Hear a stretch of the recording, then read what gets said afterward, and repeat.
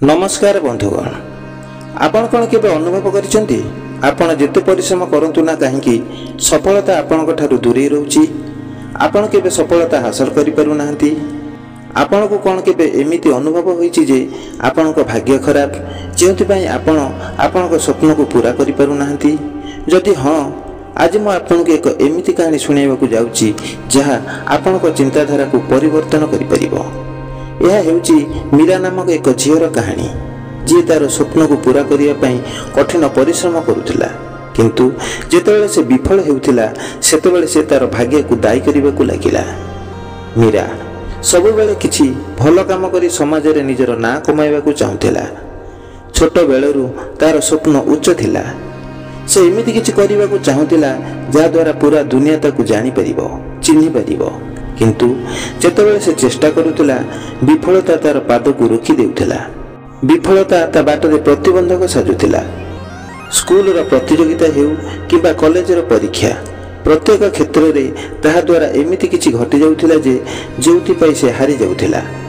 बहुत दिन धरी ता सहित एमिति घटना घटिबारु तार आत्मविश्वास पूरा पूरी भांगी जाइथिला।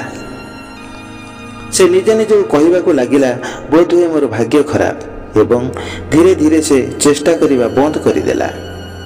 वर्तमान से बहाना करी तार स्वप्न को भूली जिबा को लागिला। जेतेबेले ताकू केही पचारंती काहेकि तुमे किछि भल काम करू ना, सेतेबेले तार गोटे उत्तर थिला जे मु कोन करिबी, मोर भाग्य खराब।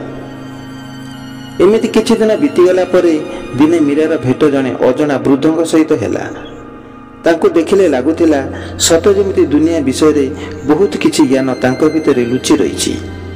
से मीरा को पचारिले, झियो तुमर कोन होईछि, काहेकि तुम एते दुखित जना पड़ुछ।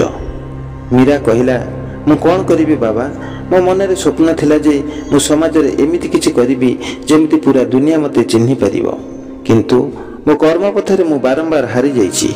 मु भाबुछि बोध होय मो भाग्य रे सफलता लेखा नाही। वृद्ध जनक कहिले, जदि तुमे तुम जीवन रे सफलता हासिल करने को चाहूच तेबे काली सकाळे एही पुराना मंदिर पाखक आस।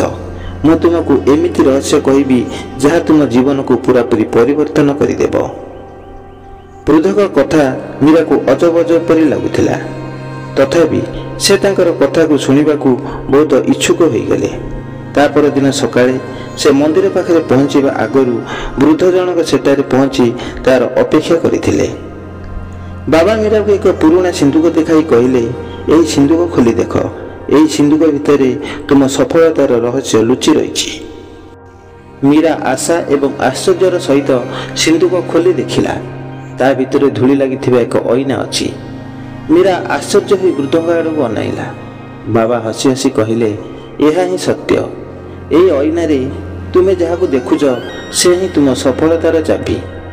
सफलता भाग्य उपरे नुहे, निज विश्वास उपरे निर्भर करे। जे पर्यंत तुमे निजको दुर्बल भाबिबो से पर्यंत तुमे हारिबो, किंतु जो दिन तुमे निज उपरे विश्वास करिबो आउ निज दुर्बल को सुधारिबो से दिन तुम भाग्य मध्य बदली जिवो। मीरा किछि समय चिंता करिबा को लागिला।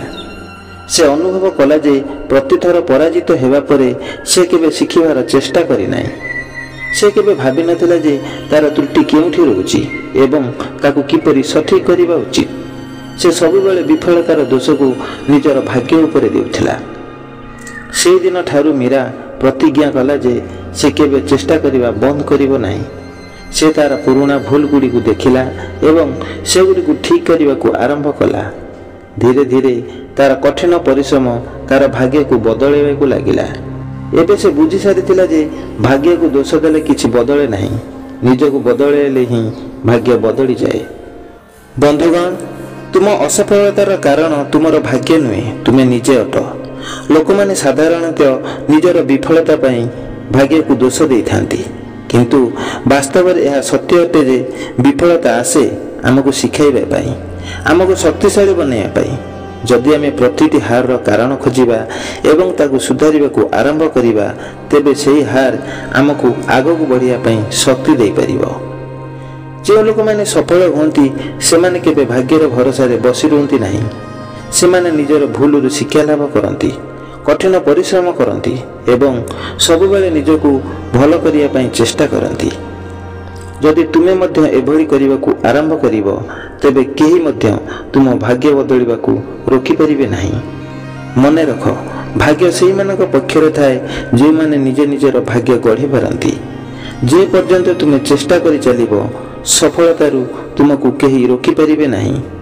ତେଣୁ ଭାଗ୍ୟକୁ ଦୋଷ ଦେବା ବନ୍ଦ କର ଏବଂ ସମାଜରେ ଜଣେ ପ୍ରତିଷ୍ଠିତ ବ୍ୟକ୍ତି ଭାବରେ ପରିଗଣିତ ହେବା ପାଇଁ ନିଜର ପ୍ରୟାସକୁ ଜାରି ରଖ। ରହିଲି, ନମସ୍କାର।